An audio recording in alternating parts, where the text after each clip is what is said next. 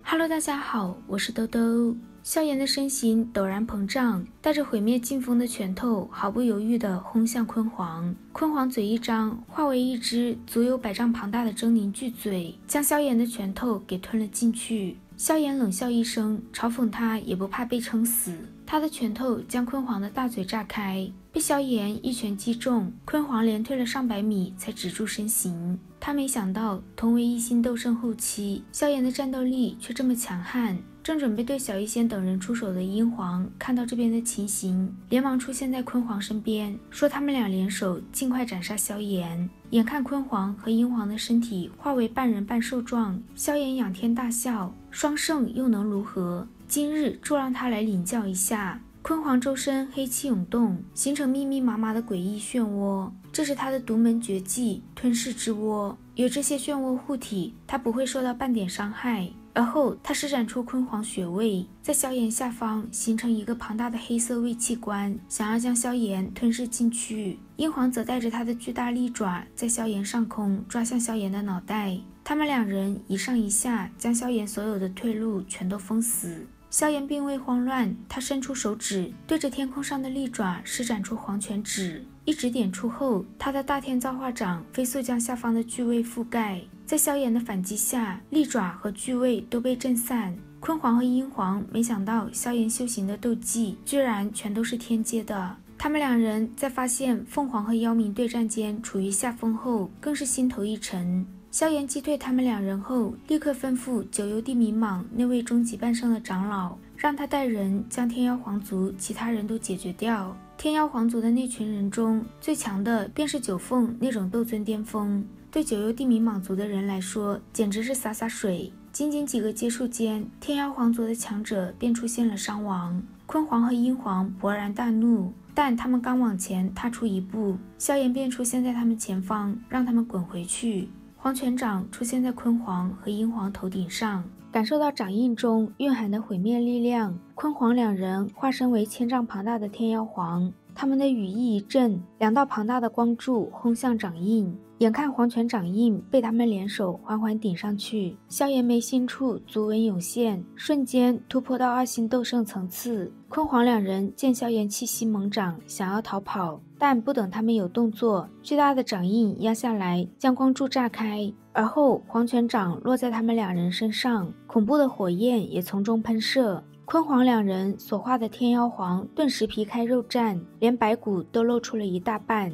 这一拳将昆皇和殷皇生生地轰成了半个废人。萧炎趁热打铁，把他们两人给封印了。昆皇和殷皇飞速变换成人形，额头上多了一个奇异的符文。成功封印住他们后，萧炎冰冷的目光转向天妖皇族的人。天妖皇族的强者心中一骇，掉头分散逃跑。萧炎手掌摇摇一握，将那片虚无空间凝固成一座无形的牢笼，将他们所有人都死死困住后，萧炎终于松了口气。略作休息后，萧炎看向和妖冥对战的凤凰，冷笑一声：凤凰，昆皇和殷皇已然落败，你若再敢动手，每隔10息我便杀一人。凤凰一愣，看到萧炎手中不知死活的昆皇二人后，他不由得头晕目眩。妖冥回过神，大声夸赞萧炎当真霸气，他的心中对萧炎也越发的高看起来。凤凰狠狠地盯着萧炎，他要是敢杀昆皇二人，天妖皇族绝对和他不死不休。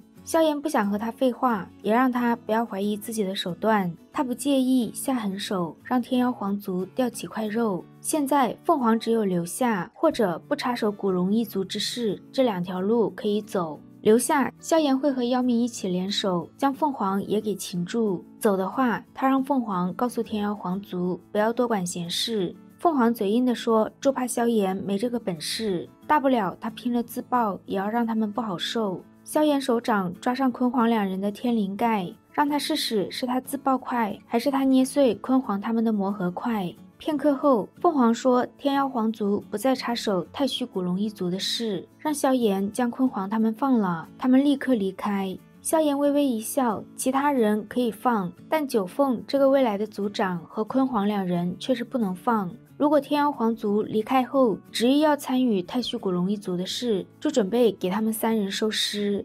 他们若是真的收了这个心思，等太虚古龙内乱结束，他自会将人放走。萧炎抓着昆黄两人天灵盖的手缓缓收紧，目光紧盯凤凰。他这不是在跟他商量，而是威胁。凤凰被萧炎的话气得浑身发抖，但迫于现实，他只能同意萧炎的要求。萧炎将天妖皇族一干强者尽数推到凤凰身旁，满是憋屈的凤凰让萧炎记住，九凤三人如果有一点点损伤，天妖皇族必然和他不死不休。萧炎让他放心，只要天妖皇族不出尔反尔，他们三人必定平安。另外，他会随时关注天妖皇族的动静，一有不对，他会先送一个人头过去。凤凰按耐下心中的暴怒，带着天妖皇族的人钻进空间裂缝。等他们都离开后，萧炎便带着妖冥等人马不停蹄地赶往东龙岛。现在的东龙岛怕是已经陷入三大龙岛的围攻，他必须抓紧时间前去救援紫妍。就在萧炎几人马上到达东龙岛所在的区域时，他的身形猛地一顿，看向左边的虚无空间深处，那里有熟悉的气息。黑暗的虚无空间中，北龙岛的两位终极半圣带人将东龙岛巡逻的人围住。东龙岛为首的两人正是帮助萧炎数次的黑琴以及竹离长老。竹离怒斥北龙岛的人忘记了王族至上的族规，为首的火战让另一位终极半圣千玄不要再和竹离废话。东龙岛的反抗出乎他们想象的激烈，他们最好速战速决，尽快赶回去。说罢，火战一掌拍向怒骂他们的黑琴，八转斗尊巅峰的黑琴被一掌拍得鲜血直喷。火战手掌一挥，让手下将东龙岛的人全部杀了，一个不留。暴怒的竹离一拳轰向火战，却被身着战甲变成半人半龙的千玄一拳将他的攻击震成虚无。竹离和千玄实力相差不多，但千玄仗着竹离有伤在身，根本不将他放在眼中。在他们两人激战时，火战犹如收割机器一般，袖袍挥动一次就收割一名东龙岛的战士。黑琴眼中怒火暴涌，身形弹向火战。火战冷笑着摇头，一拳和黑琴的拳头轰在一起，黑琴的手臂迸射出一道道血溅，骨骼断裂声响起，他的身体直接倒飞出了千米距离，才缓缓止住。黑琴浑身鲜血，悬浮在虚无空间上。如果不是他的肉体极其强悍，火战那一拳恐怕就将他轰得爆体而亡。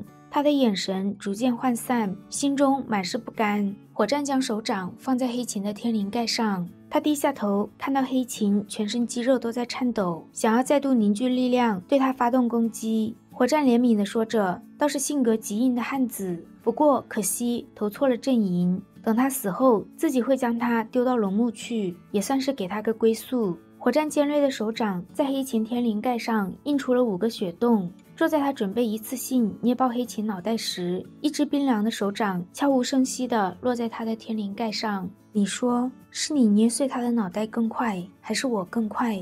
正闭目等死的黑琴陡然睁开双眼，不可置信地看向萧炎。火战的身体彻底凝固，不敢有丝毫的动弹。萧炎让他松开手，火战眼珠一转，说他数到3，他们一起放，如何？随着最后一个数字落下，火战飞速甩开黑琴，一边后退一边威胁萧炎，这是太虚古龙一族的事，还请不要插手。萧炎将黑琴扶起，取出丹药弹进他嘴里，问他怎么样。黑琴看着萧炎，有些恨铁不成钢。他刚才就应该直接杀了火战，那家伙可是半圣强者，杀了他也算是挖了北龙岛的一块肉。千玄察觉到这边的变故，一边将竹离震退，一边威胁萧炎，插手太虚古龙一族的事不是什么明智的事。竹离看到黑琴身旁的人影是萧炎，面色有些变化，他让萧炎带着黑琴走，他来掩护。火战目光不善，盯着萧炎，想走哪有那么容易？萧炎脚掌朝前一踏，身形瞬间消失，终极半圣而已，也敢在他面前叫嚣。